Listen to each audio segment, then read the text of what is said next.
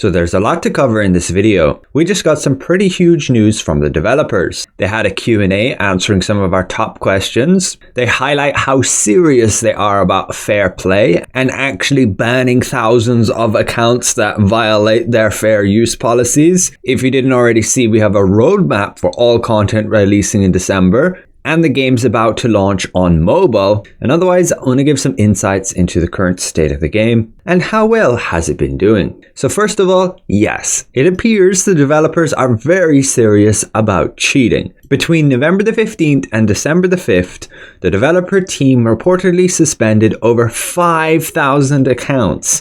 And they even go on to list a large number of them who were cheating, speed hacking, using third-party tools, and pretty much any software that disrupts fair play, particularly in gameplay scenarios like Arena. You can get penalties that remove you from the leaderboard, prohibit you from participating in certain game modes, and otherwise temporarily or permanently ban your account. So yeah, this is awesome that they're taking these things seriously right from the beginning. The devs do encourage you that if you do encounter any misconduct in-game, please report it. So now for the dev Q&A, what did they go through here? Well, they just highlight a few things. How's the dev team been doing? Are they working on localization issues? Yes, very adamantly. Clearing up some of the text, particularly in this one here with this quest where you need to solve a puzzle and it wasn't exactly translated too well, so people had a tough time, and so they understand how important it is, and they're continually working to update all those game translation errors. For what it's worth, other than that puzzle, I've had no real issues. One of the devs highlight what's their favorite mount, and basically it's like a mount where you don't actually have a mount, you just have super fast feet. They confirm they are working on PlayStation crashes, they apologize for it, and yes, continually working on improving that stability, along with the frame rate and blurry textures. On December the 12th, there should be a bigger update that bring HDR and PSSR. And then some news about the mobile version. Many of you may be worried about that, but the devs are pretty clear. This is literally just going to be support for another platform. Take it as another console being able to play the game. That appears to be the way they see it. It will be fully free to play. We'll have full cross progression. And that is awesome for a game like this. It does not matter which platform you play on. If you want to switch, you are free to do so. Between PS, Steam, the Epic Games Store, and now even on mobile. They have not yet posted the details on the requirements. You may need a higher end device, but we'll have to see. More details coming soon. They do intend for the graphics to match what you see on PC. Of course, there are going to be some compromises, as it will also have a smaller screen.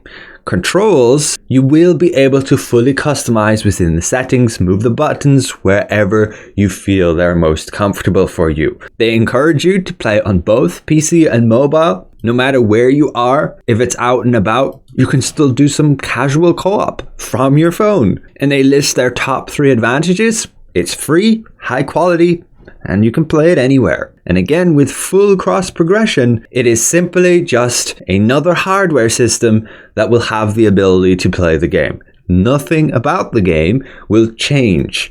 No pay to win, no extra microtransactions, etc. They go on to state that they have over 5 million pre-registers already for it, and pre-download will begin at this time. As for further optimizations for the game as a whole, they will be adding Steam Deck support, better time zone display, separate outfit tops and bottoms, improving cross-region social features, and some audio upgrades.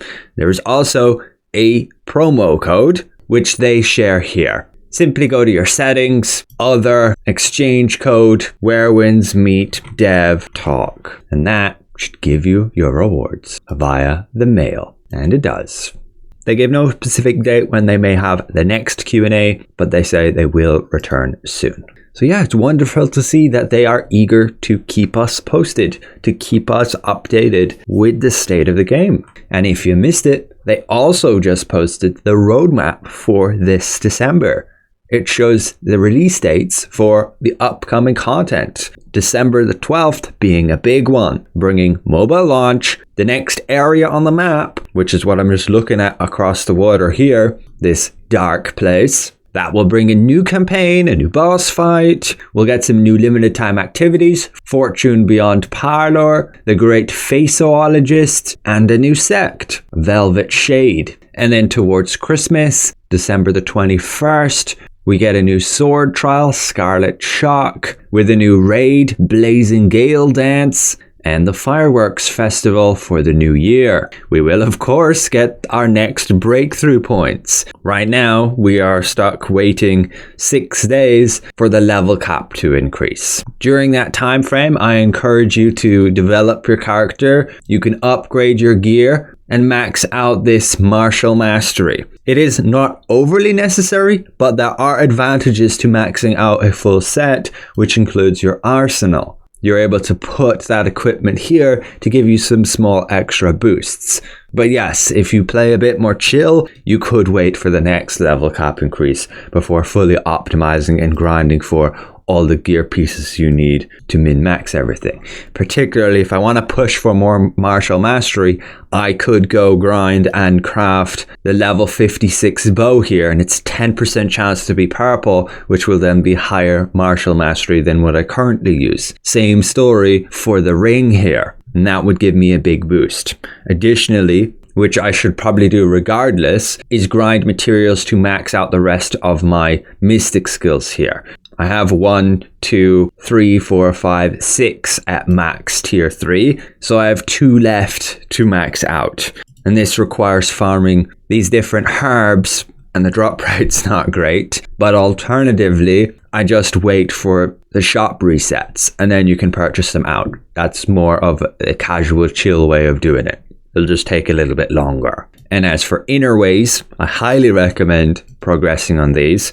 All you really need to do is make sure you're not getting capped out on energy. You can do your outposts either as solo or joining some party members. Otherwise, you can do the bosses here, again, solo or with other players. And this would just be to get this extra gear and just make sure you're doing your raid. And that gives you the inner way chests that you need to be grinding for all the time. Looking at the current state of the game, many people are very impressed with it. Like an 87% positive rating is huge for a game with over 76,000 reviews. If you look at the player base, yes, we aren't maintaining the peak amount, but no game does. And you have to keep in mind, we do have this level breakthrough cap, which kind of drip feeds the content. I wouldn't say it's a bad thing. It just keeps the players together and encourages you to do other activities in the meantime. Yes, you can grind out your gear. You can max it out for that certain level cap. But once you're done, you're left with, yes, exploration content or going arenas, trials,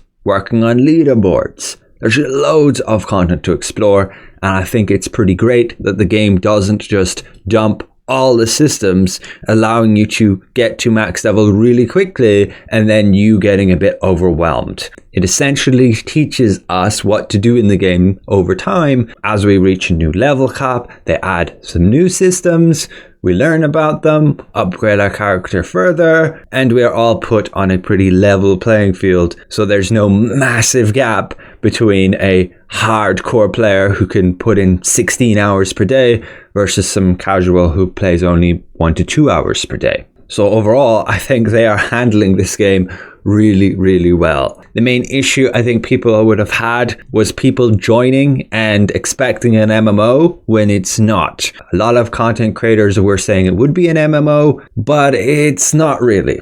Yes, it has MMO elements. There are plenty of content you can do with other players, but it also has the option to do all of it as solo. Even the raid you can do by yourself. You don't necessarily have to do anything with other players, which honestly is a very good thing and a bit of a breath of fresh air compared to MMOs, which require you to do things with other players to progress your character.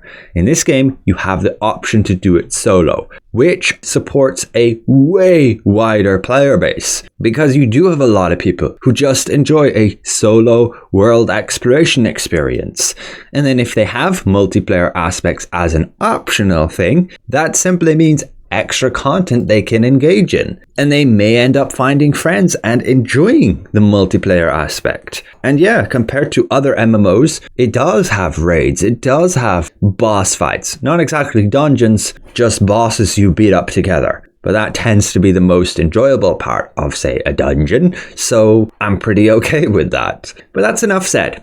Thanks all for watching. A special thank you to my channel members, and we'll see you guys around.